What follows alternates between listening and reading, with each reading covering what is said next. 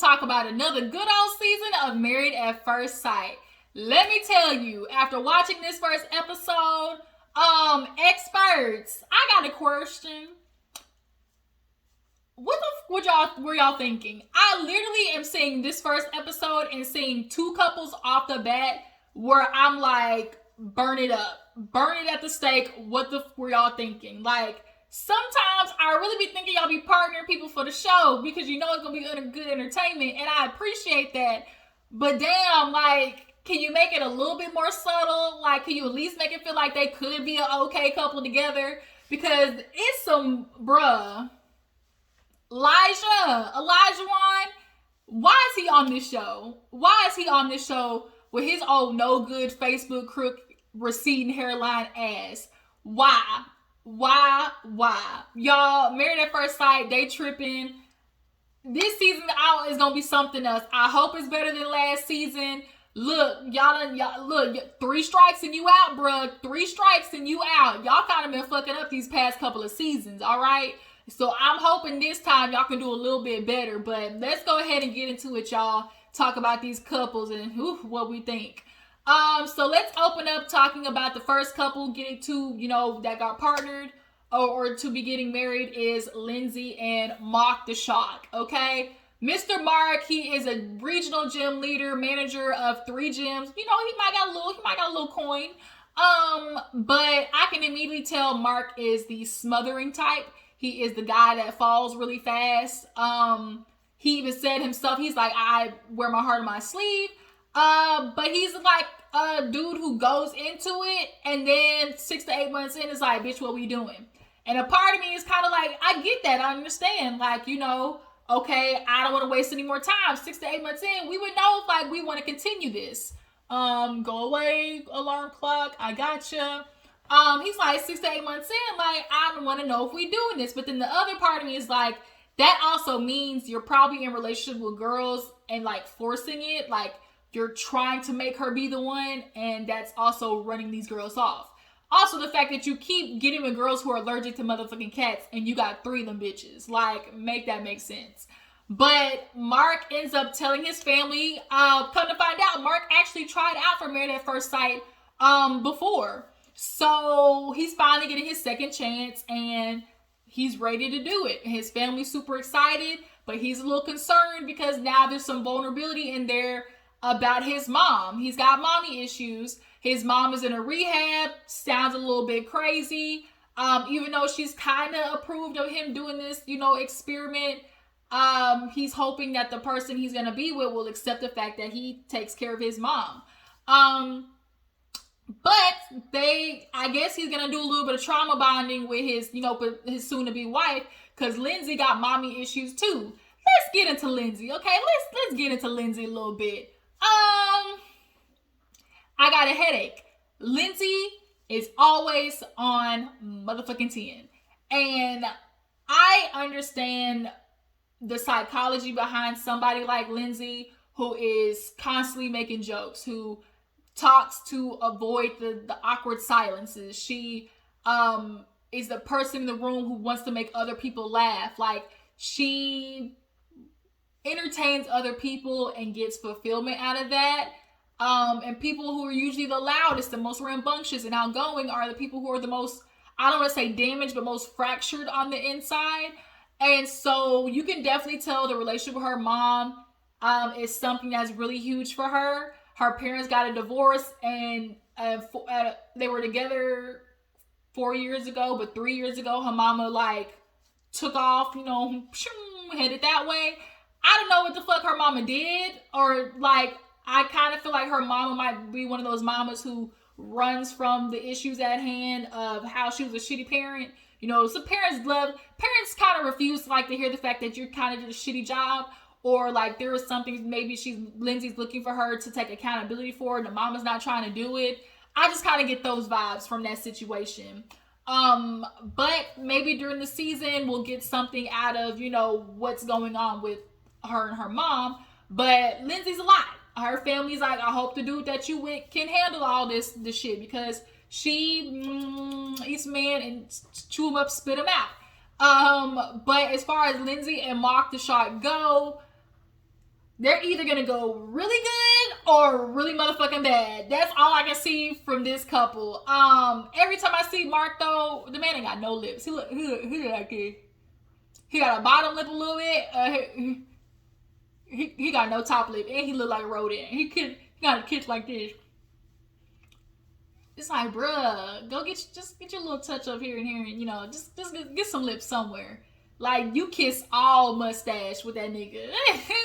But both of their families are mostly supportive. Lindsay, except her mom. What do you guys think about Lindsay and Mark the Shark? They're the first couple that gets married this episode towards the end. But let's go ahead and move on. Let's talk about the next couple, Steve and Nye. I look at Steve and I immediately thought of a cracked out Johnny. Y'all, I don't know why. He looked like a long necked ass Johnny. I like Steve somewhat-ish, but he kind of scares me. He gives me silent but deadly. He gives me suppressed emotions. He was a software engineer, sole software engineer to big companies. He got laid off because of COVID. Now the nigga ended up taking off and going down to Florida trying to have a eat, pray, love moment. And I'm like, are you broke or what is it? Because he took off down to Florida and lived out of his car. So that either tells me, like, software people make, some good money. So that either tells me you saved up enough to go take off and go down to Florida and and do what it is, or you broke and was living out of your car in Florida and is trying to cover it up as a, I'm finding myself moment, It's either or, I hope for, he got enough money stashed away because, bitch, you about to get married and you need to be able to support your wife. But as far as Steve goes, he ends up telling his family and they're super excited for him. He's the baby of the group and the only one not to be in a relationship. So, the family's excited for it. His brother killed me because the brother was like, well, what are you going to tell her when she asks what you do? He was like, I was a software engineer and now I travel, I'm just working on me. I do a little freelance work, I'm still working to, find the next spot that's right for me. And he was like, so in between jobs. And it's kind of like, Steve, I understand telling a girl that you don't have a job is kind of like, ooh, you don't want to do it. But trying to cover it up and wrap the shit in a bow and make it sound better, it's not going to work.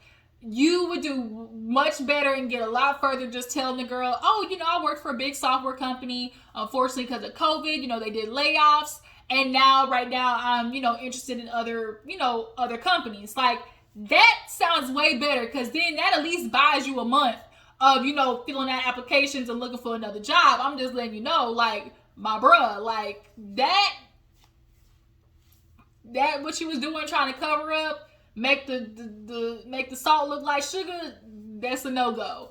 But overall, his family was super supportive. Like I said, Steve kind of gives me that silent but deadly, real crazy behind closed doors vibe. But we gonna see. I might be prejudging, but that's just what I'm getting from him.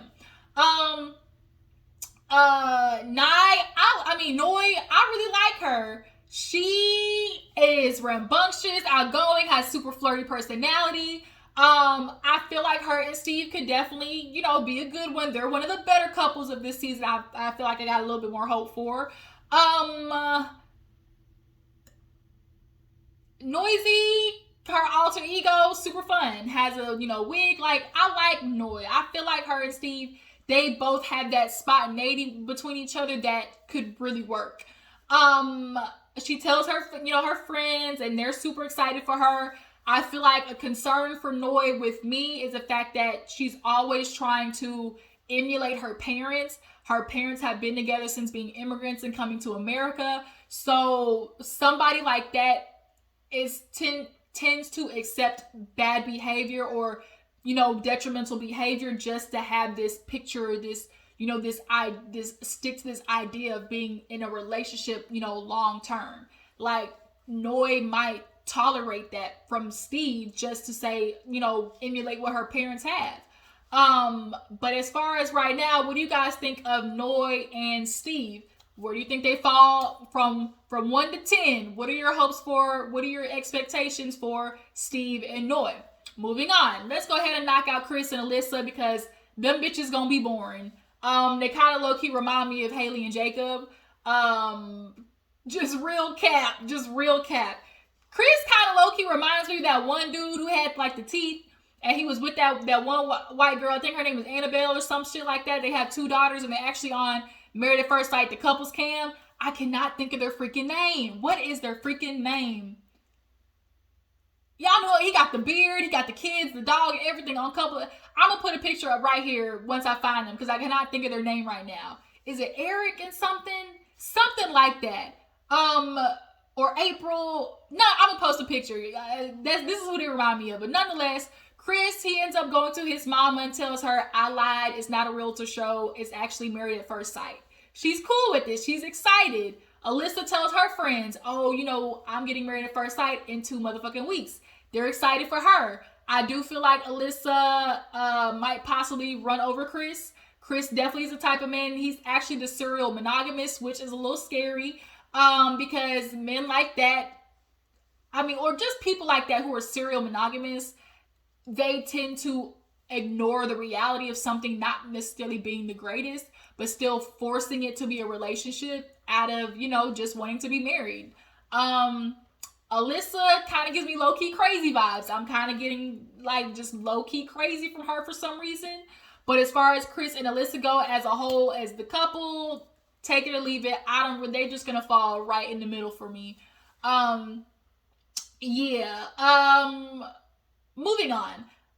Let's go ahead and get into Jasmina, this beautiful creature, and Michael, this couple. So Jasmina, I guess she's like Jamaican of some type of, persuasion, but nonetheless, beautiful girl, real regal. She gonna be a badass wife. Her and Michael, I'm a little concerned. And here's one of the couples where I feel like experts, once again, you fucked up the thing. Here it is, Jasmina talking about, I'm always in, emotionally unavailable relationships. And here it is, we cut to Michael, and he's asking his family, what you think I could work on? And all of them are talking about, you want to work on being vulnerable. Oh, you're going to have to work on compromising. His brother's even like, are you ready to be able to open up to somebody? Like, really, my thought is, what the actual fuck? Like, you knew this man has issues opening up, and you partnered him with a woman who said she's always been in emotionally unavailable relationships. Make that make sense, experts. Y'all starting to fuck up for real, and it's pissing me off because this ain't supposed to be how this go. But nonetheless, Jasmina has a very interesting backstory. Her dad was with her mom. They broke up. Mom flew the coop. I don't know where the fuck that bitch went. But her and her sisters stayed in America with the dad until he met the stepmom. And until him and the stepmom broke up, the dad then dipped off to Jamaica. So now both of her parents done ran. Sound like her papa was a Rolling Stone. He finally made Jamaica his home. But the Jasmina asked the stepmom if she would take them in, and she did. And so now they live in America. You can tell her and her stepmom are super close. She calls her mom. And she's super excited for Jasmina to get married. I feel like, unfortunately, because of Jasmina's dating history and coming across ain't shit niggas, and dudes who aren't the greatest, a dude actually had a baby on her, if I'm not mistaken. If it was her or Katina, I think it was her. But the dude had a baby. I can imagine that's traumatizing. So I know she's going to have a very hard wall up. And so Michael having a wall up and her having a wall up, experts, did you think about how that was going to clash? Like, what the actual fuck? But Jasmina just gives me real regal.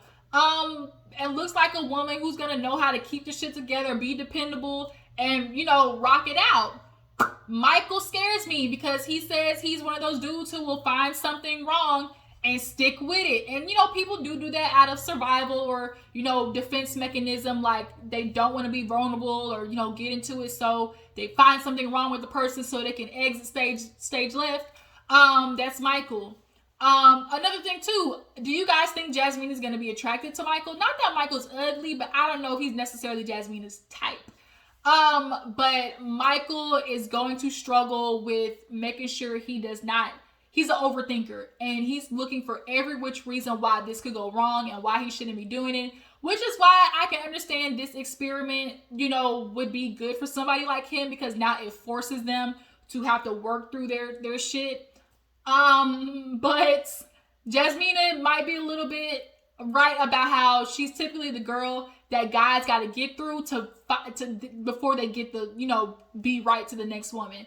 Like, unfortunately, there are women who kind of prep men, and they're the go through girl, where it's like they end up making these men better for other women.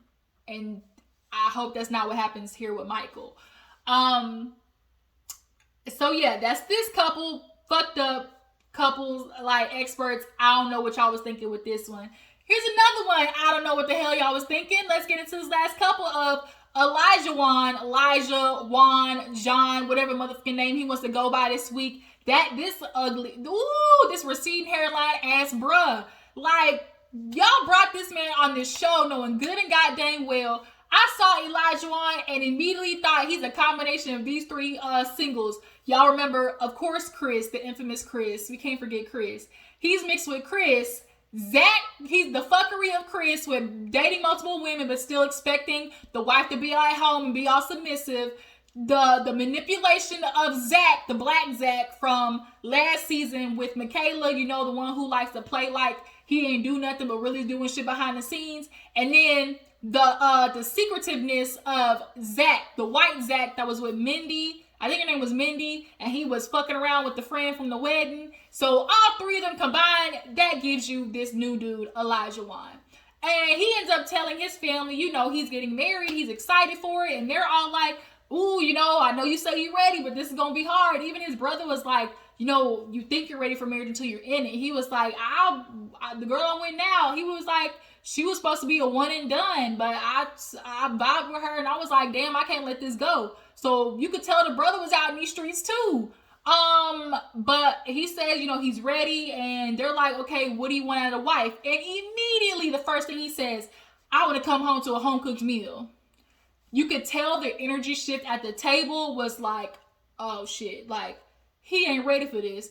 All the women at the table, their immediate reaction was to be like, when he said it, all the women and the sister-in-law was like, I don't think he, like, bruh, what if she can't cook? Oh, if she can't cook, then she not a real wife then. They're like, that's not how that work. And so the sister-in-law was like, any advice I could give the wife is be patient, work with him. You might have to ignore him a little bit. Just brace yourself. Because Olajewon is the dude who gets into marriages or relationships only thinking about what he's getting offered. Bruh, you're going to have to be a husband too. You're going to have to be able to do these things. Nigga, if she cooking and cleaning all this type of are you changing oil? Are you changing tires? Or are you sending them to Jiffy Lube to get it done? Are you fixing, plunging the toilet? Are you vacuuming at home? Like, you're going to have to be a husband as well. And he's one of those dudes who forgets, like, in a relationship, there's going to be requirements for you just as much as you require shit out of her as a wife. And he's not going to be prepared for that, period. His brother, his whole family saw it. The minute he said his expectation out of a wife was coming home to a home-cooked meal, and how dare she open up cans. Like, the nerve of you. Kick rocks in open-toed shoes. So all the singles, get together, see each other. They meet, talk about their experience. Lindsay kind of has a vulnerable moment with the lady talking about her mom. She's just like, I just need good teeth. And I'm like, bro, your man, all he got is teeth. He ain't got no lips. Look like this. Mark ain't got no motherfucking lips, y'all. She gonna be kissing all mustache when he shaves it off. But all upper lip, all mustache under the nose. What else? Katina, who Olajewon is with. I feel like Katina and Olajewon might actually have known each other or ran into each other, because Olajewon, he done made his way through Boston, and Katina, she works in the club scene. She's been out 3-4 nights a week. Like, there's no way that they haven't ran into each other, and I feel like this might be another Johnny and Bao moment, low-key. I really low-key feel like this is what's about to happen.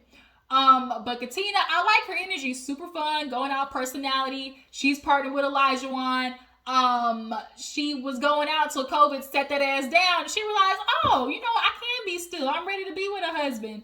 And so I feel like there are going to be some characteristics in Olajewon that's going to be good for Katina. But when she started hearing about how he low-key want her to be at home and shit, they gonna butt heads. Cause Katina look like the type of woman, the minute you try to like, try to lock her up, put her in the chains, she gonna be like, skirt, cut the cameras, dead ass. But all the girls get together. Of course, they meet. All the guys get together. They talk about what they're expecting. Mark, he's ready to be vulnerable with a girl. Steve, he's actually saying, I don't expect to sleep with her. I kind of really want to wait on purpose. Chris, he's like, I've been ready for this. I'm a serial monogamist. Michael, he talks about how he's nervous. Is he gonna nitpick the girl? And not Olajewon. Here he go with the bullshit. My friends call me the Facebook crook. I never had a problem meeting women, but I'm not gonna lie. I used to lie. Like, and the way he says it still is what, like, obviously is a giveaway. The way he still talks about how he used to get women and, give girls different names. You can't catch me if I got different names. He still talks about it with a little bit of like pride. And so there's just like this energy of like, shoot, I know what I used to do. I was good at it. And I don't like that. Like, Olajewon, you are in for a rude awakening. He really was just like, yeah, I was lying.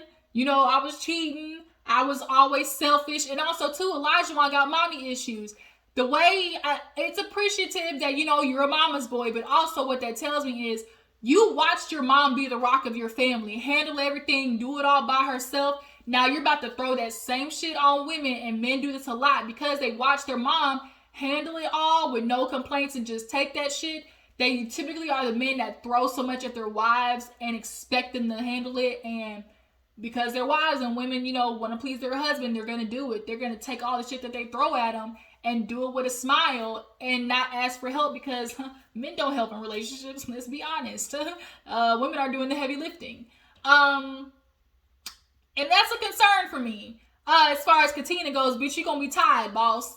But nonetheless, they do the bachelor, bachelorette party. The girls, they turn it up. All the girls is, hey. Then you see Alyssa over there in the corner like this.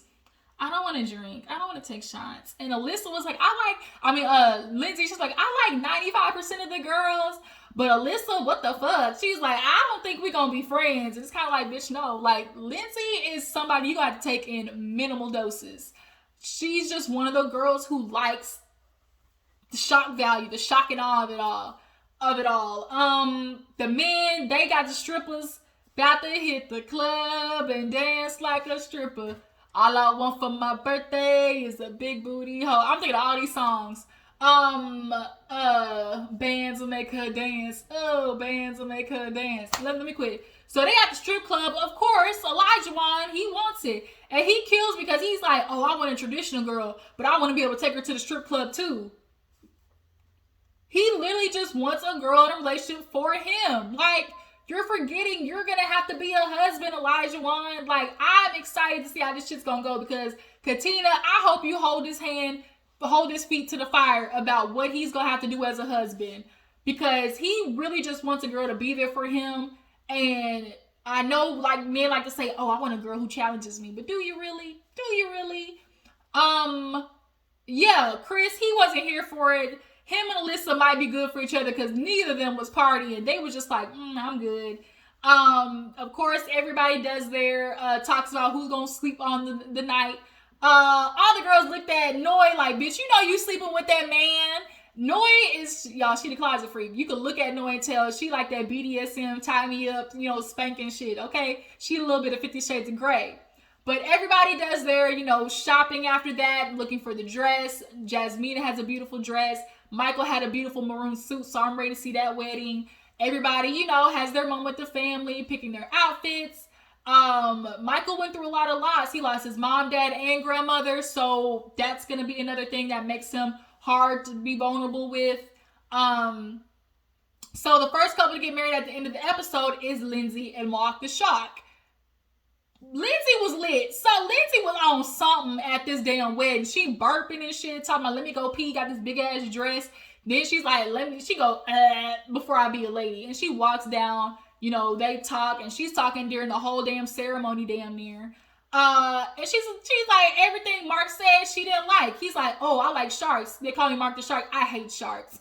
And then when they get done after the wedding, kissing and whatnot, being, classified husband and wife, they get over there to the bench, and she's like, if you wanted to be what animal, what would it be? A monkey. I can't stand monkeys. It's like, well, damn, can you give this man a bone? But here's another thing where the experts confused, because once again, y'all partnering this girl who allergic to cats with a dude who got 3 motherfucking cats. You think she ain't tired enough of her throat itching with the 2 she got? Make that make sense. But Lindsay and Mark, I really feel like they're either gonna soar or just crash and burn. What do you guys think about these couples? Who do you feel at the end is 1, 2, 3, 4, 5 order events? Who do you think is gonna make it? What single is you vibing with the most? Who are you ready to make sure they out of here, that you done with them, period? Who do you feel like you can throw in the Boston River? I'm excited to see Jasmine and Michael, how they could work that out. Also, Noi and Steve, I'm interested to get into. And I'm ready to see how Miss Katina is going to put up with Mr. Olajewon, the Facebook crook. You know, that nigga, the minute he don't like something, who's going to run off and fuck another bitch. Okay, yeah, that one, Olajewon, you in for a rude awakening. And it's going to be entertaining to watch. But I'll be back next week for Married at First Sight. Tell me what you think about these couples, y'all. How do you guys feel the expert did this season? Make sure to follow my Instagram and Twitter, and I will catch you guys later. Deuces.